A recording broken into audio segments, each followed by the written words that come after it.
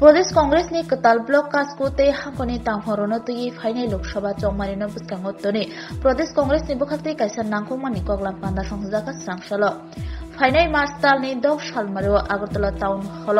प्रदेश कांग्रेस नि आदंरनि काइसा कुथुमलाइमा पान्दा संजाना थाङै दंगो आसालनि कुथुमलाइमा पान्दानो तैनो तिनिनो अकगलाम पान्दा आसुजाखा हने शाखा कांग्रेस नि कास्को आशिष कुमार साहा আমাদের নবনিযুক্ত ব্লক সভাপতিদের নিয়ে এবং বিভিন্ন জেলার জেলা সভাপতিরা সাংগঠনিক আমাদের যে দলীয় জেলা এই জেলার সভাপতিদের নিয়ে আজকে এক আলোচনা সভার মাধ্যমে আগামী 6ই মার্চ স্থানীয় টাউন হলে আমাদের রাজনৈতিক কর্মী সম্মেলন এই কর্মী সম্মেলনকে সফল করার লক্ষ্যে ব্লকের প্রতিনিধি আমাদের জেলার প্রতিনিধি এবং প্রদেশ কংগ্রেসের বিভিন্ন শাখা সংগঠন আমাদের বিভাগ এবং সেলে সমস্ত প্রতিনিধিদের সঠিকভাবে সেখানে প্রতিনিধিত্ব করার যে সুযোগ এই সুযোগ করে দেওয়ার লক্ষ্যে আমাদের দলীয় যে কর্মসূচি এই কর্মসূচি বাস্তবায়নের লক্ষ্যে ব্লক কমিটি মণ্ডল কমিটি বুথ কমিটি যেগুলি পুনর্গঠন করা হয়েছে সেই পুনর্গঠিত কমিটির নেতৃত্বকে সামনে রেখে এই রাজনৈতিক সম্মেলন অনুষ্ঠিত হতে যাচ্ছে এই রাজনৈতিক সম্মেলনকে সফল করার জন্য আমাদের বিভিন্ন স্তরের নেতৃত্বদের নিয়ে আজকের এই সভা আগামী দিন আমাদের যে আসন্ন লোকসভা নির্বাচন এই লোকসভা নির্বাচনের প্রস্তুতি কিভাবে নেওয়া আমাদের দলীয় সিদ্ধান্তে উপনীত হতে গেলে আমাদের তৃণমূল স্তরের নেতৃত্বের মতামত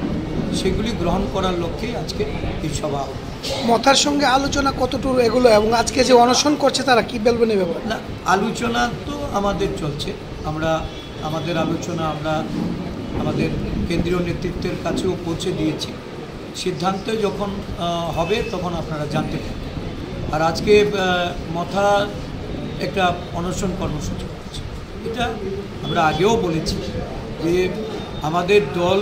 বিশ্বাস করে উপজাতিদের এই রাজ্যে তাদের অধিকার তাদের ক্ষমতায়ন তাদের উন্নতি এই সব কিছুর পেছনে কংগ্রেস দল যে গুরুত্বপূর্ণ ভূমিকা নিয়েছে এই ভূমিকা পালনে আমরা অত্যন্ত এই রাজ্যের আদিবাসী মানুষের কাছে আমাদের যে আগ্রহ এই আগ্রহটাই আমরা বারংবার তুলে ধরছি 125তম সংশোধনীর কথা প্রস্তাব আকারে আমাদের কংগ্রেস সরকার থাকতে ডক্টর মনমোহন সিং ওনার প্রধানমন্ত্রীতেই সেটা উত্থাপন এবং দেখা গেছে যে ক্ষমতায়নের প্রশ্নে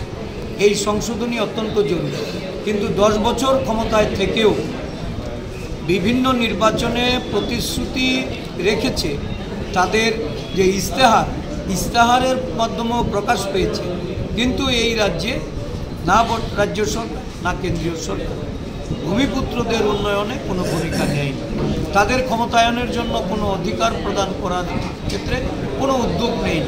তাই আন্দোলন যে কোনো রাজনৈতিক দল আন্দোলন করবে এটা খুব স্বাভাবিক আন্দোলনের প্রতি আমরা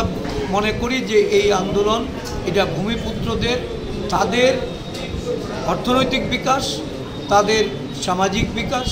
এবং তাদের সর্বোপরি পরিকাঠামো উন্নয়নের কথা মাথায় রেখে হচ্ছে স্বাভাবিকভাবে এই আন্দোলনের বিরোধিতা করার কোনো কারণ নেই আমরা মনে করি যে ভূমিপুত্রদের তাদের দাবি এটা যথার্থ এবং এটা কনস্টিটিউশনাল ডিমান্ড আমরা কনস্টিটিউশনাল ডিমান্ড ওয়েলকাম করি